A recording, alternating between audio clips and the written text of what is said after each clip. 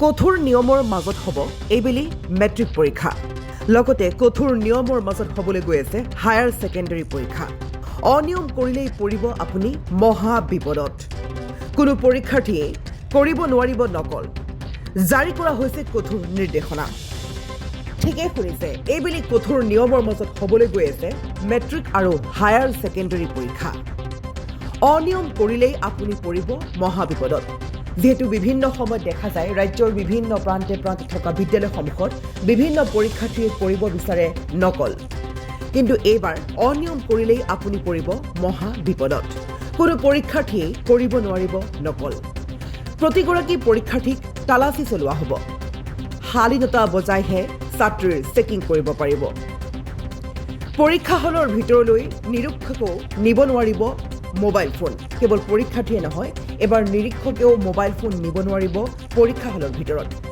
প্ৰতিটো পৰীক্ষা কোঠাতে থাকিব চিচিটিভি কেমেৰা প্ৰশ্ন কাকত আৰু উত্তৰ বহী নিৰীক্ষণ কক্ষত থাকিব চিচিটিভি কেমেৰা পৰীক্ষা কেন্দ্ৰৰ বাহিৰে ভিতৰে সকলোতে থাকিব চিচিটিভি কেমেৰা পৰীক্ষা কক্ষৰ পিছৰ ফালে থকা বন্ধ থাকিব সকলো দুৱাৰ খিৰিকী কোনো পৰীক্ষা কেন্দ্ৰত পলমকৈ অনুষ্ঠিত হ'ব নোৱাৰিব পৰীক্ষা লগতে ব্যক্তিগত খণ্ডৰ বিদ্যালয়ত অনুষ্ঠিত নহয় এইবেলি HSLC আৰু HS পৰীক্ষা দুইটা পৰীক্ষাই অনুষ্ঠিত হ'ব চৰকাৰী স্কুলত ব্যক্তিগত খণ্ডৰ শিক্ষককো নিয়োগ কৰা নহয় পৰীক্ষা কেন্দ্ৰত ব্যক্তিগত খণ্ডৰ শিক্ষককো কোনো পধ্যেই নিয়োগ কৰা নহ'ব সকলো পৰীক্ষা নিৰীক্ষণ কৰিব চৰকাৰী শিক্ষকসকলে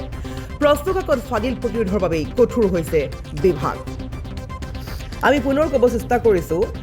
মেট্ৰিক আৰু হায়াৰ ছেকেণ্ডাৰী পৰীক্ষাক লৈ এই বিশেষ নিৰ্দেশনা জাৰি কৰা হৈছে এইবেলি সকলো পৰীক্ষা নিৰীক্ষণ কৰিব চৰকাৰী শিক্ষকসকলে ব্যক্তিগত খণ্ডৰ শিক্ষকসকলক নিয়োগ কৰা নহ'ব মেট্ৰিক আৰু হায়াৰ ছেকেণ্ডাৰী পৰীক্ষাত লগতে কঠোৰ হৈ পৰিছে ৰাজ্য চৰকাৰ কোনো লোকেই নকল কৰিব নোৱাৰিব পৰীক্ষা হলৰ সকলো দুৱাৰ খিৰিকী বন্ধ হৈ থাকিব লাগিব লগতে সকলো কক্ষতে থাকিব চিচিটিভি কেমেৰা উত্তৰ বহী প্ৰশ্ন কাকত য'তে থাকক তাতে থাকিব চিচিটিভি কেমেৰা ইয়াৰ উপৰি প্ৰতিগৰাকী নিৰীক্ষকেও নিব নোৱাৰিব ভিতৰলৈ মোবাইল ফোন আৰু পলমকৈ পৰীক্ষা অনুষ্ঠিত কৰিব নোৱাৰিব কোনো বিদ্যালয় মুঠৰ ওপৰত এইবেলি কঠোৰ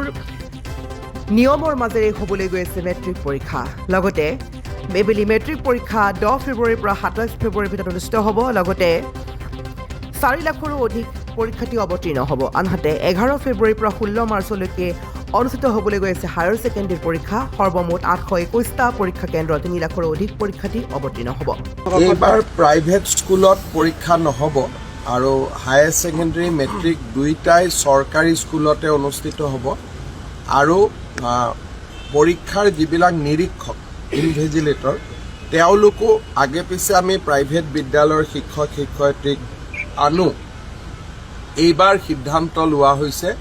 যে প্ৰাইভেট স্কুলৰ শিক্ষক শিক্ষয়িত্ৰী নাথাকিব কাৰণ ক'ৰবাত কিবা ভুল হ'লে প্ৰাইভেট স্কুলৰ শিক্ষক শিক্ষয়িত্ৰীৰ ওপৰত চৰকাৰৰ কৰ্তৃত্ব নাথাকে আমি একশ্যনো ল'ব নোৱাৰোঁ সেইকাৰণে এইবাৰ আমি কৈছোঁ যে যিহেতু বহুতখিনি নিযুক্তিও হৈ গ'ল সেইকাৰণে চৰকাৰী বিদ্যালয়ৰ শিক্ষক শিক্ষয়িত্ৰীসকলেই পৰীক্ষাৰ নিৰীক্ষণৰ দায়িত্ব ল'ব এইবাৰ প্ৰাইভেট স্কুলত পৰীক্ষা নহ'ব আৰু হায়াৰ ছেকেণ্ডাৰী মেট্ৰিক দুইটাই চৰকাৰী স্কুলতে অনুষ্ঠিত হ'ব আৰু পৰীক্ষাৰ যিবিলাক নিৰীক্ষক ইনভিজিলেটৰ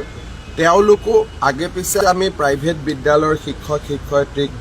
আনো এইবাৰ সিদ্ধান্ত লোৱা হৈছে যে প্ৰাইভেট স্কুলৰ শিক্ষক শিক্ষয়িত্ৰী নাথাকিব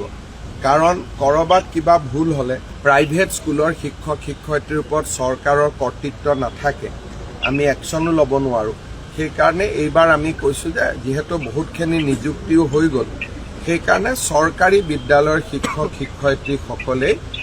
পৰীক্ষাৰ নিৰীক্ষণৰ দায়িত্ব ল'ব এইবাৰ প্ৰাইভেট স্কুলত পৰীক্ষা নহ'ব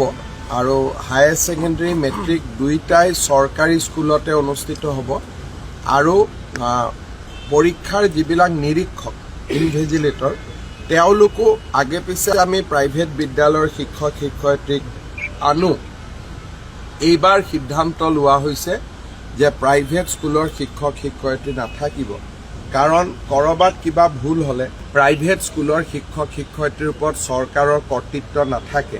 আমি একশ্যনো ল'ব নোৱাৰোঁ সেইকাৰণে এইবাৰ আমি কৈছোঁ যে যিহেতু বহুতখিনি নিযুক্তিও হৈ গ'ল, সেইকাৰণে চৰকাৰী বিদ্যালয়ৰ শিক্ষক শিক্ষয়িত্ৰীসকলেই পৰীক্ষাৰ নিৰীক্ষণৰ দায়িত্ব ল'ব। এইবাৰ প্ৰাইভেট স্কুলত পৰীক্ষা নহ'ব আৰু হায়াৰ ছেকেণ্ডেৰী মেট্ৰিক দুয়োটাই চৰকাৰী স্কুলতে অনুষ্ঠিত হ'ব আৰু পৰীক্ষাৰ যিবিলাক নিৰীক্ষক ইনভিজিলেটৰ তেওঁলোকো আগে পিছে আমি প্ৰাইভেট বিদ্যালয়ৰ শিক্ষক শিক্ষয়িত্ৰীক আনো।